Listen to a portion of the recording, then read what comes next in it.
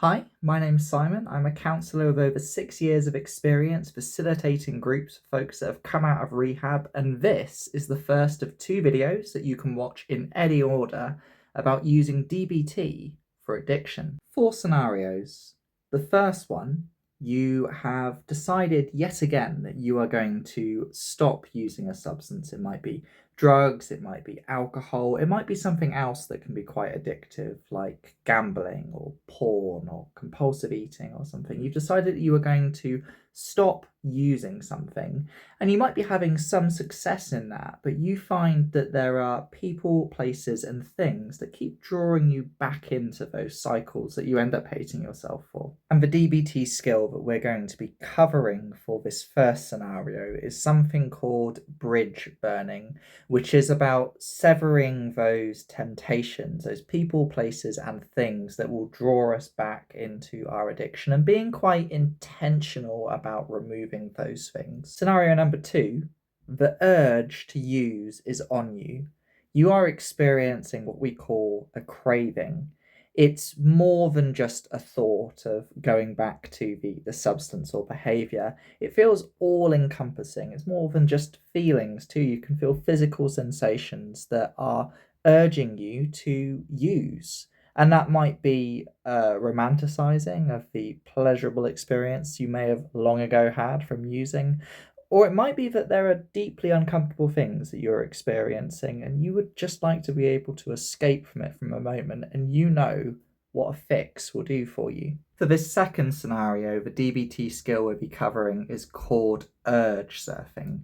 And urge surfing is going to practically teach a little bit more what an urge or a craving is, how there is a rhythm to it that we can expect. It won't go on forever, and just has some practical tips in how to endure and be present with that urge until it passes. Scenario number three, you are unsure whether or not you want recovery, whether or not you want to stop using. There's an ambivalence about it, a part of you that feels that you should stop drinking or whatever the substance or behavior is, and another part that quite enjoys it. Life is familiar and comfortable, and there is an ambivalence and uncertainty, sort of pros and cons of choosing to start entering into that recovery pathway. The third skill for this scenario we're going to cover is called cost benefit analysis, and that can help us to be much more rational about the situation and to consider very practically not just the pros and cons of using or not using today, or of being in recovery or being in active addiction, but it can actually even help us to quantify it. We will get numbers for and against, which can be a helpful way for us to be able to measure the benefits, particularly in the midst of strong cravings, which can very much skew our mind in a more emotional, impulsive way towards our addiction. And then our final scenario is that you actually feel a little bit like two people, a Jekyll and Hyde. It feels a little bit like there is an inner addict inside of you, a shadow part that is trying to sabotage your life and trips you up out of nowhere, unexpectedly and painfully, as though you are a different person when you are using compared to who you are when you are in recovery. And our final skill in DBT is going to be clear mind. If you think of a more regular DBT program, you might have heard of things like walking the middle path, so trying not to live at either extreme, either end of a dialectic of being in wise mind, which is neither being rational or overly emotional. It's being somewhere in the middle, drawing from all things. And clear mind is about being not just clean and not using, nor is it about being just in addict minds, just in our addiction. It's about being in the middle, taking bits from both parts, being clear and getting a clarity from those two things so that we're not almost living as opposite people. As a quick introduction to dialectical behavioural therapy, it was developed in the 80s by Marsha Linehan, and it was originally designed as a more skills-based approach for working with people who had had an awful lot of trauma growing up in order to treat more extreme self-injurious behaviour, particularly suicide. DBT is most often used to work with borderline personality disorder, which is a personality disorder caused by very difficult traumatic childhoods. And most folks who are in active addictions have also had very traumatic childhoods. So before we get into anything else, that's an introduction to DBT, and I really want to step away from any sense of blame that you may feel towards people who are stuck in active addiction, or if you yourself are stuck in active addiction. We need to validate the substance or the behavior as you regulating. The substance is what you use to cope to the best of your ability. It's not your fault that you are in active addiction, but it is your responsibility to take ownership of it, to learn skills, to get support, and maybe some of the things in this video are of help to you in your recovery journey. So let's get into our first scenario and our first skill. And that scenario was trying our best, but finding that there are people, places, and things that pull us back into our addiction. And the skill was bridge burning. So, as an introduction to bridge burning, you have maybe made the decision that you are going to give up the substance or behaviour that you find yourself addicted to. And you believe that deciding that is enough. It's maybe a start of a new year, a new birthday, a moment of clarity, and you've said, I'm not going to use again. And that's your decision. But the problem is, willpower alone is rarely enough to keep us clean. Just deciding that we're not going to use something that we're addicted to is a very poor strategy. Instead, we want to be a little bit more intentional about it, at recognizing the things that might block us from reaching that goal of abstinence. And this is what burning the bridges is about. So step one of this skill is for you to actually decide that abstinence is what you would like, that you are going to start working on your recovery. That is an incredibly difficult step, but that's the first step. And you may find that if you are deciding that you want to give up a substance or a behavior, but there are still bridges, there are still triggers that we're not really doing anything intentional about. We, for example, keep our drug dealer's number on our phone just in case things get really tough. That might show that bridge burning of deciding abstinence isn't quite where we're at, and we're looking at more of a harm minimization strategy. So that's the first stage. The most difficult stage is actually deciding that we want to burn the bridges in the first place, that we are wanting to work towards abstinence. Our second stage is to get a piece of paper, and all of the DBT skills usually involve writing stuff down, because if you write something down, you're more likely to commit to it, you read over it slower, it goes into your mind a bit more. So get a bit of paper and divide that paper into 4 different quadrants, and write down all of the people, all of the places, all of the things, and also all of the mental and physical or emotional processes that might lead and contribute towards your addiction. In addiction terms, we call these triggers, the things that, much like the firing of a gun, clicking the button triggers the bullet. What are the things that fire your addictive gun? What are the triggers that cause you to be active in your addiction? So for people, that may be some old friends that you end up having to leave, and that can be deeply painful, to end relationships with people that it may feel like you've got close to, but your relationship is really forged around using with them.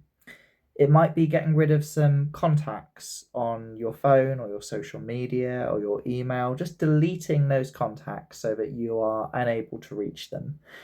For example, deleting our drug dealer's number, or if we have somebody that we regularly go out drinking with, it might be having a conversation with them and thinking about how realistic your friendship is at this point, particularly if we're an alcoholic.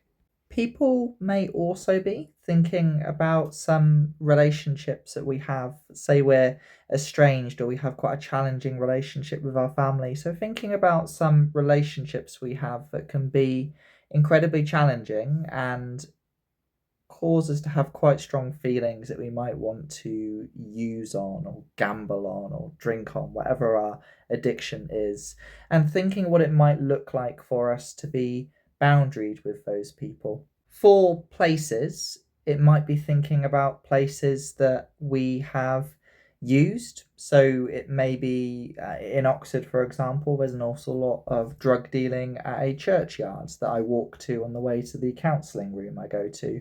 And if I was in recovery from drugs, I might walk the long way instead, so not walking by that churchyard.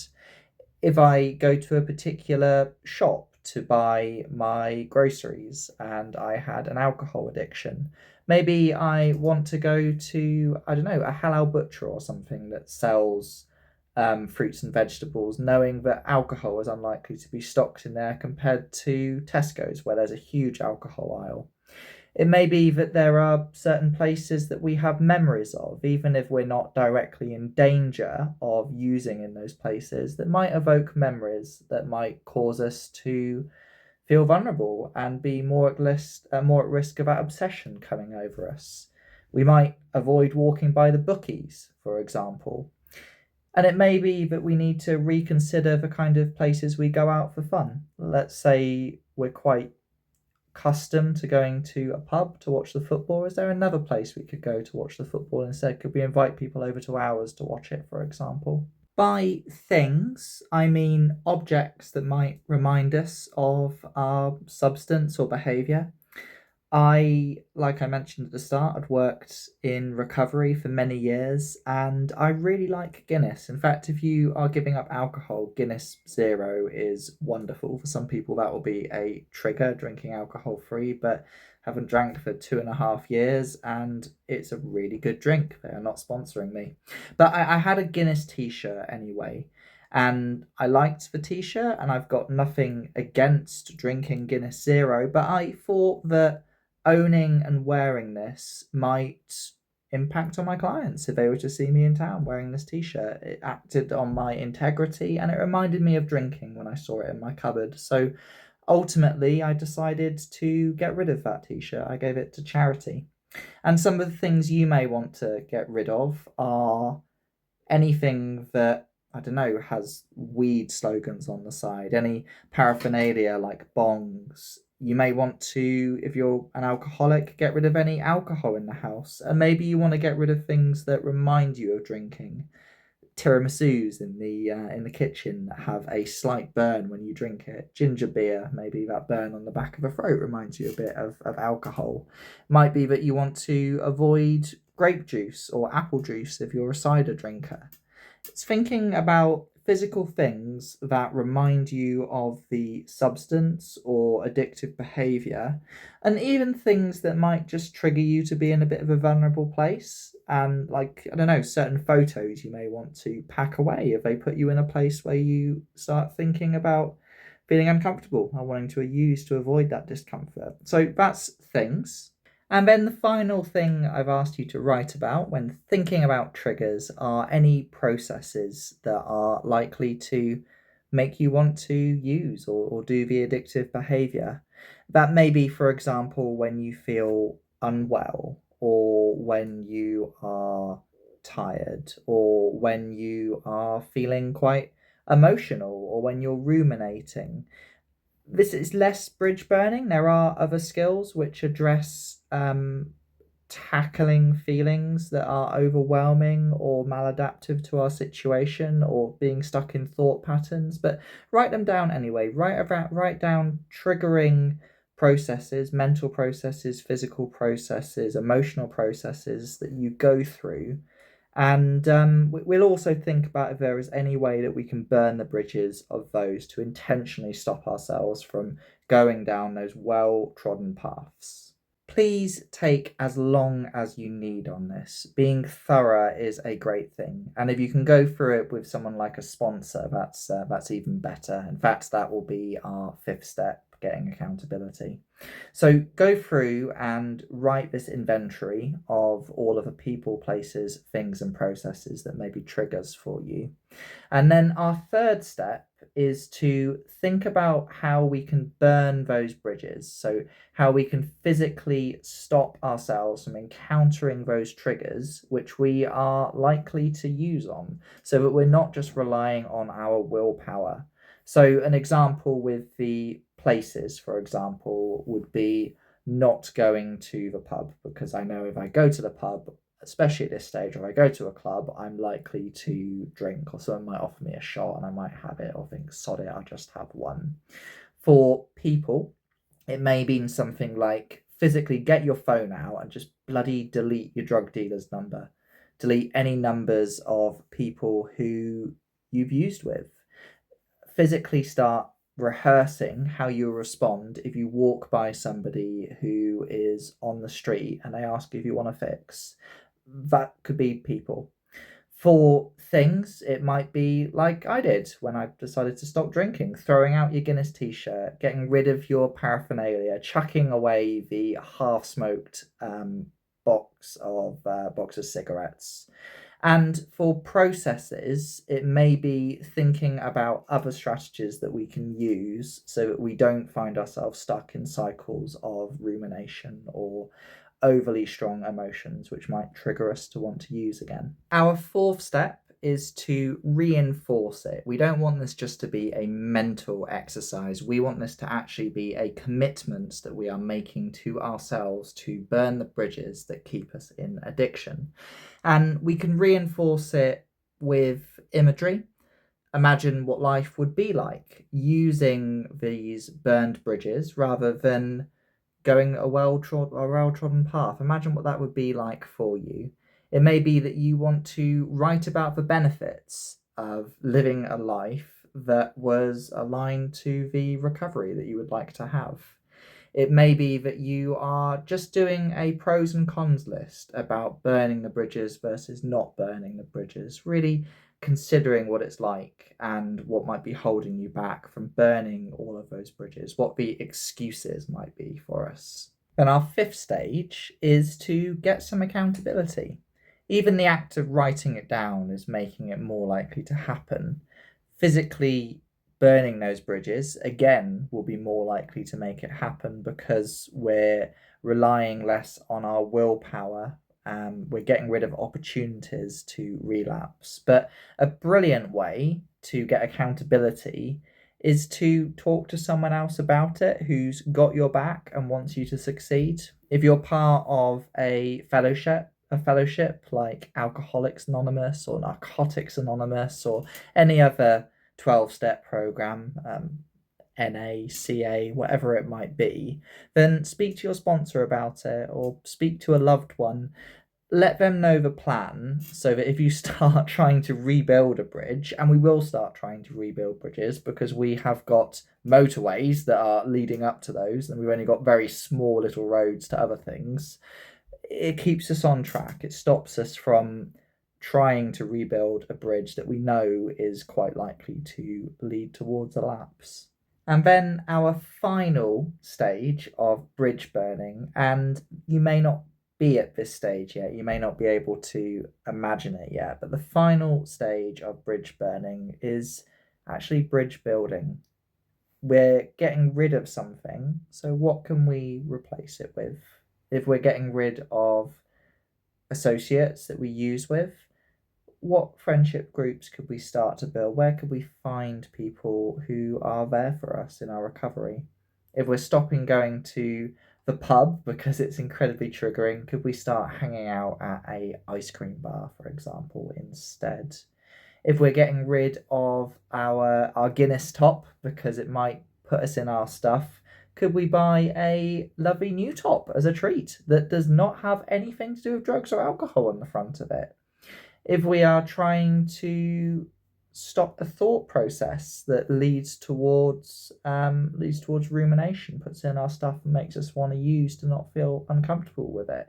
Are there DBT skills that we could use so that we don't escalate and milk that thought process? So the final stage is about building new bridges. And I say building as well. It's very quick to burn a bridge. Building a new bridge takes a long time. I've heard it said that it takes, is it 30 or 60 days? It takes a long time to build a new habit. It takes an awful long time for us to start developing new neural pathways. So start building new bridges and recognize they're going to be a bit clunky and not that stable to begin with, but over time they will become as reinforced as the bridges that we have now burnt. Our second scenario was experiencing cravings or urges to return to a substance. It's more than just a thought of, oh, I might go out and gamble or look at porn or drink alcohol or have a use up. It's really on us. It's on our body. It's on our mind. We are craving. We have an urge to do ineffective behaviour. And the skill that we talked about was urge surfing. So the first step in urge surfing is to name that there is an urge, that there is a craving that you are experiencing to use to return to your addictive behaviours.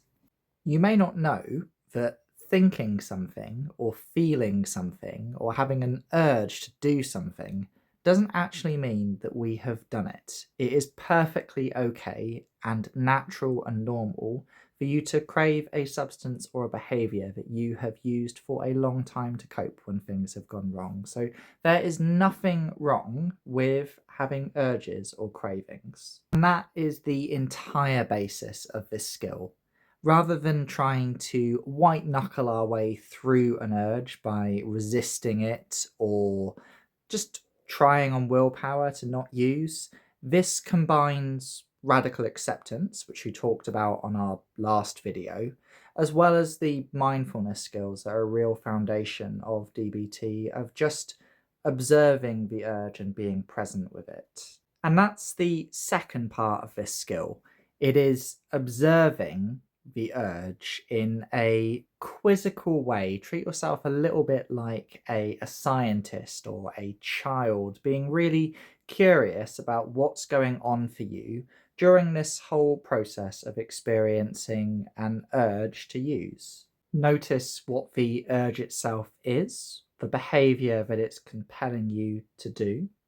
Notice any feelings that are happening in the body. I'm holding my neck because I think about when I'm really craving a cigarette, and I often really somatically feel it in the back of the throat, like my lungs are almost like yearning for it. So notice what's happening in the body. Notice any thoughts, the nature of your thoughts. Are they calm? Are they racing? Are they conflicting? What are the quality of your thoughts and the content of your thoughts that are happening? How are your feelings? Are you in a sense of anxiety or boredom, or are you feeling really intolerant to how you're feeling at the moment? Has that become an internal or an external trigger that is making you feel a particular way? Just be very, very observant to your experience in this moment as you are craving a use up. Keep this position of observing up and try to be really compassionate towards yourself. Avoid judgments. And when I say judgments, I mean thinking, this is an unpleasant experience, therefore I need to avoid it. Therefore, I need to use on it. Therefore, I am bad or weak. All of those things are examples of judgment. And it's really easy when we're experiencing cravings to judge it as bad or ineffective or uncomfortable, and trying to resist it and pushing it away. And that's the opposite of what we're trying to accomplish in urge surfing. Instead, we're trying to accept the urge and ride it out. So there's a sense of being compassionate, of trying not to judge ourselves and just pushing the mind in a really mindful way back to observing rather than judging. Our third stage is to actually ride the wave. And some people very much appreciate imagery and actually thinking as they're breathing. That's even what's suggested in the DBT workbook, to actually imagine yourself riding a wave. So, to give a little bit of context, let's talk about why it's called urge surfing. And it breaks down cravings into a process that we can understand. Cravings typically last on average 5 to 7 minutes. You may have even at the start of this exercise wanted to have set yourself a little egg timer or a stopwatch on your phone, for example, and that can help us to know that there is a finite amount of time to an urge, to a craving. Cravings also have a structure to them, just as a wave has a structure to it. So, firstly, we get a trigger. And those triggers were the things that we were trying to minimize in our first exercise. So, people, places, things, processes, internal triggers, external triggers. There is a trigger which starts this wave to form, just as the wind on water on the ocean starts waves to come until they grow bigger and bigger and bigger. The next stage of a wave, of an urge, is that it starts to build. It starts to get bigger. That building grows in intensity until it reaches its peak, the highest point of the wave, the part that is hardest to resist. And then finally, the wave will eventually fall. Well, waves kind of crash, don't they? They go into the land and then they disappear out. And the point in the fall of the wave is that the craving isn't just going to stay at the peak forever. The craving is going to fall, it's going to crash, and then the intensity of those urges will decline. It will start to feel easier. And so this third stage is very much about imagining ourselves on this surfboard, riding the wave of the craving, of the urge, and doing it in a very mindful way. So just breathing in and breathing out. If you're using imagery, actually picturing yourself on top of this surfboard, accepting rather than resisting, trying to ride the wave of the urge, and staying with that, staying on the board until that urge drops in intensity, until you notice it crashing. You've got your timer on probably in the background, so you know this is only going to be kind of 5 to 7 minutes, just staying with it, breathing in, breathing out, paying attention to the breath, the sensation of the breath in the lungs, how it feels in the back of the throat, and the space in between the breath. Just breathing in and breathing out whilst imagining yourself riding the wave of this urge. And then our final stage, once it feels like the wave has crashed and the intensity of the urge is loosened, our final stage is to move on to the rest of our day. Maybe helpful for you to know the process, almost to have it like a mantra, saying to yourself that this will pass, this wave will break. And other waves may come. We can't resist waves in the same way that we can't stop waves from rocking up in the ocean. Other cravings, other urges may come, but this one will break, and then we can move on with the rest of our day. And if another urge comes later, or even straight after the last one, we can ride that one out too. Not going to give up. We're going to believe in this process, and we are just going to surf the urge. Our next situation was being ambivalent about whether or not you really wanted recovery. You were in sort of two minds about it. And the skill that we were going to cover was cost-benefit analysis. I recommend checking out my previous video on DBT for impossible situations, because in that video I go into an awful lot more detail around cost benefit analysis, the different stages and how to do it. But I am going to very briefly summarize cost benefit analysis. It won't be 10 minutes like the previous two skills. And I'm also going to talk about how we can apply it very specifically to addiction, both if we are ambivalent about change and also in the moment if we feel a craving and are considering acting on it. So the first stage is to get a piece of paper and divide it into 4 quadrants. Writing it down is going to help it to stick more. And with this particular exercise, because we're calculating numbers, it's important that we write it down because our brains are unlikely to be able to hold that information in our head. So get a piece of paper and divide it into 4 quadrants. And in the top quadrant, I want you to put the costs of staying in addiction or the costs of going out and scoring or using behaviours. Next to that, I would like you to put the benefits of staying in addiction or the benefits of going out and using or acting on behaviour. In the bottom left quadrant, I would like you to put the benefits of recovery, the benefits of seeking support, or the benefits of doing an alternate behaviour which isn't using. And then in the bottom right hand corner, I would like you to put the costs of recovery, the negatives of recovery, or the costs of not using an alternate behaviour. The second stage is to take a bit of a while and to think up some points under each of these. So if I was doing this fully, I'd probably think of sort of 5 or so costs of using, 5 or so benefits of using, 5 or so costs of recovery, 5 or so benefits of recovery. It's not important the number of things that you put. It might be that one of them you think of quite a few points and another one you can't think of that many points. But just be really open to the process and put down however many points you can think of in, say, I don't know, 10, 15 minutes or so. Put down points under each of those quadrants. Then our third stage is to grade each of those points that we have put down on a scale of 1 through to 5. 5 being things that are very important to us, 1 being things that are slightly less important to us. So, for example, I might say something like my relationship will break down if I keep getting drunk and being the way I am when I'm drunk, and that's really important to me, so that's a 5 out of 10. And then there might be something else like I don't really like the taste of alcohol-free beer, it tastes like watered down beer, and maybe that's like a 1 or a 2 out of 10. So go through each of those points in all of the quadrants and put a number next to all of them on how important it is to you. And then the last stage of this is to tally them all up.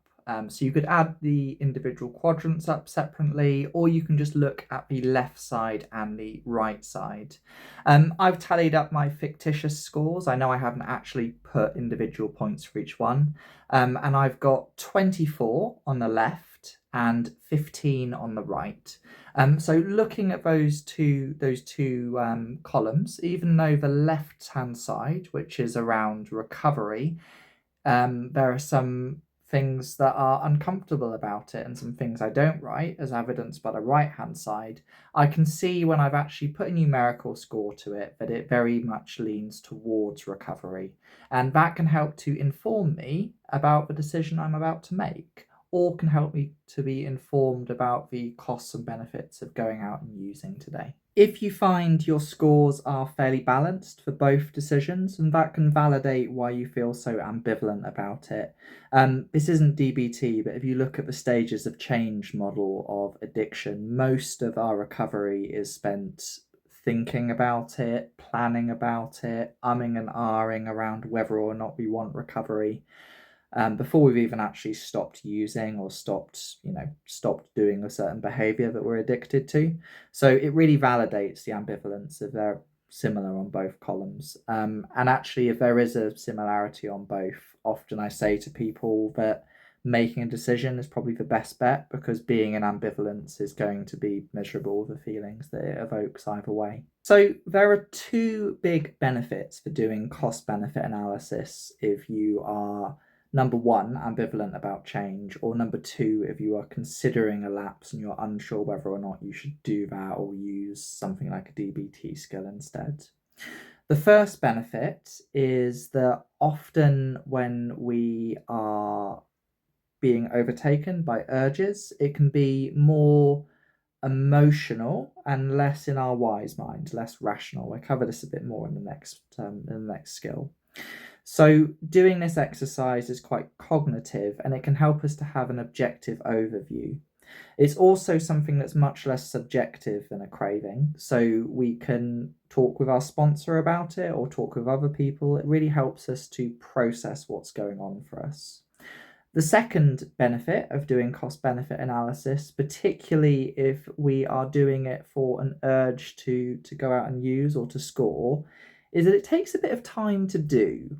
Realistically, this exercise is going to take you a good 10 minutes, and you will notice that 10 minutes is longer than the 7-minute craving we described earlier with our urge surfing. So it has a slight cheeky benefit of taking up your time for 10 minutes. And just by spending 10 minutes doing this analysis, and you're not trying to make a decision, you're trying to be very open-minded and consider all the options, it has a sort of side benefit of being this cognitive task that's likely to shift your mood just by doing it. Our final scenario was feeling as though we're a bit like Dr. Jekyll and Mr. Hyde, as though there are two parts of us, our addict that catches us up out of nowhere, and then this other part that's quite clean and reasonable.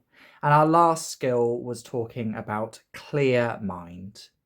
So the name dialectical in dialectical behavioural therapy is a bit odd, isn't it? You don't often see that word dialectical coming up. But you may see words like dialogue, which means to have a conversation between two people who have opposing views and being able to reach a middle ground. And that's very much what dialectics is about. It's around having two things that are competing and reaching that middle ground, that sort of grey area in the middle, rather than having black and white thinking. And it was seen as a really good way of describing DBT, this type of therapy, because it was simultaneously accepting and validating somebody, as well as working on trying to change them, and having both of those things being true at once. If you are into 12-step theory, you'll notice that there are similarities between this. So in AA tradition, you start off as your first step of admitting that you are powerless over your addiction to alcohol. Your life has become unmanageable. And then you are simultaneously, as well as accepting powerlessness, also creating a moral inventory. You're giving up control. You are making amends. There's a weird paradox between, on the one hand, saying, I can't control my addiction, and then on the other hand, making steps which really do control it. And this is the same thing in dialectics. We are both accepting it and also trying to change it. And one of the main categories of skills in DBTA is walking the middle path. It's trying to navigate how two things can be true at once. How, in this case, you can be both an addict and also be in recovery. And again, if you're into the 12-step philosophy, when people start a meeting, they will stand up and say, hello, my name is Simon and I'm an addict. These are people that may have been clean for 10 odd years, but are still stepping up at the start of this meeting, introducing themselves and saying, I am an addict. They hold on to that identity even when they're not using. All of this is background information for the next skill we're going to cover, which is clear mind. And when I stick the Venn diagram up, it might seem similar if you've done another DBT skill talking about wise mind, which is trying not to be in reasonable mind, nor trying to be in emotional mind, but being in a combination that's informed both by logic and also by feeling, being in wise mind. And clear mind has similarities to that. So like in wise mind, with clear mind, our Venn diagram still has 3 categories. On our left-hand side, we have got addict mind. On our right-hand side, we've got clean mind, and the interlap between them, that's our clear mind. Addict mind may sound quite obvious. It's being ruled by our addiction, where much of our time, our purpose, our energy, our thoughts, our feelings are all being fueled by addiction. We're much more emotional, we are much more impulsive, we are led by cravings and urges rather than being led by any kind of serenity or recovery. Clean mind is probably what you think you are trying to aim for. A point where you can say to yourself that I am fixed. I do no longer have an issue with substances, with addiction. I am good now. The problem is that clean mind is naive. It doesn't recognize the dangers of relapse, which are very real if you are in active addiction. Clean mind gives up on the skills that we've discussed earlier. It doesn't think about cost benefit. It doesn't burn the bridges. It isn't proactive enough to even notice a threat. So urge surfing, well, the urge comes as a complete shock. Triggers and urges are a real natural part of addiction.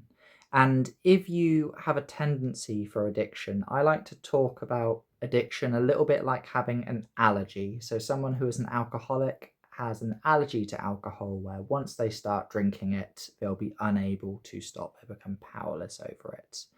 And pretending that we are not an addict is effectively being in denial. And that's the danger of clean mind. It's denying your inner addict. And in so doing so, it's denying your vulnerability. And then when the triggers come along, which can often be years down the road, even when stressful things come up, a loss, for example, or a time of feeling burnt out, you don't have the resilience, the reflectiveness, the resources, the skills that you are actively practicing. And because of that, you are at very high risk of relapse. Some examples of thinking, clean mind thinking, that could put us at risk might be something along the lines of, you know what, I'm a year clean, I am good, I can go clubbing. I'm going to go clubbing on my own with some former friends of mine and it'll be fine because I'll just drink lemonade.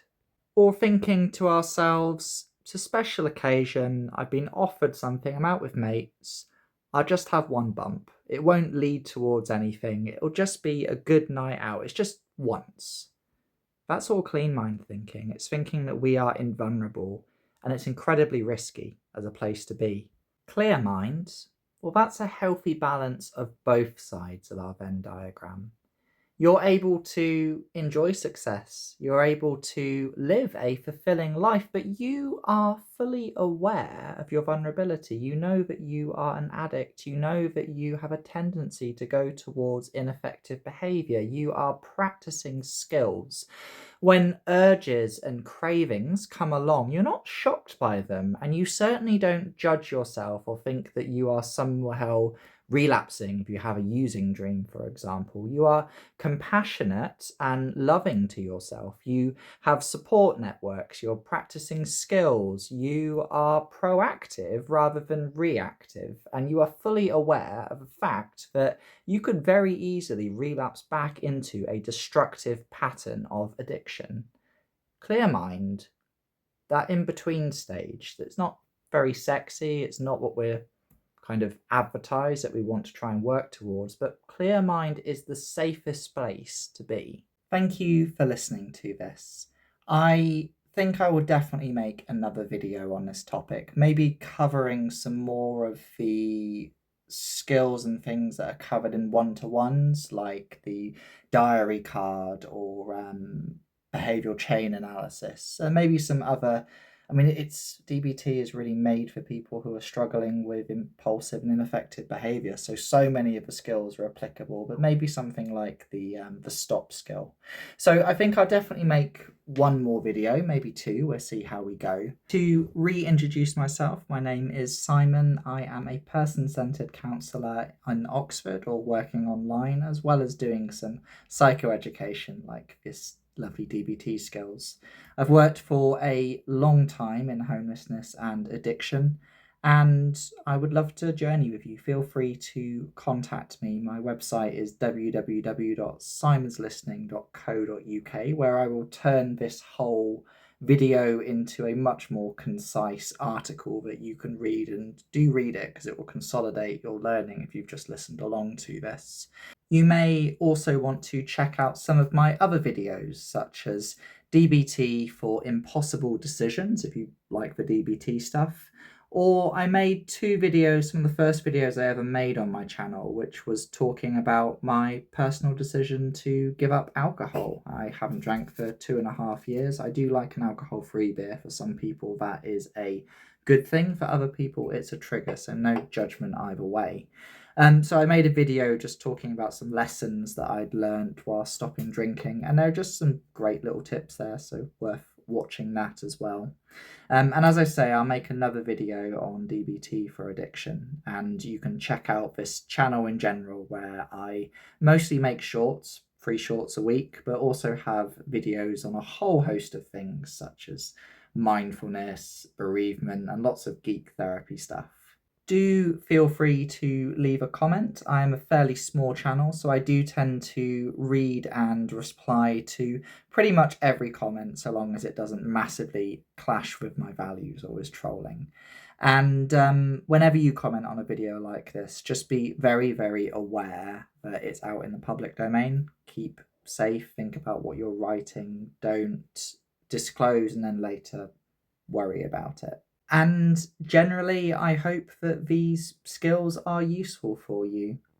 Addiction is notoriously difficult to navigate. It takes a lot of community, a lot of support, a lot of willpower, a lot of thinking ahead, a lot of learning skills. And I think of you navigating this, it's not easy. And if you are struggling your way through it, then that's really normal as well. But do practice these skills, and if they are of use to you, then that is really great. Thank you for listening. Bye.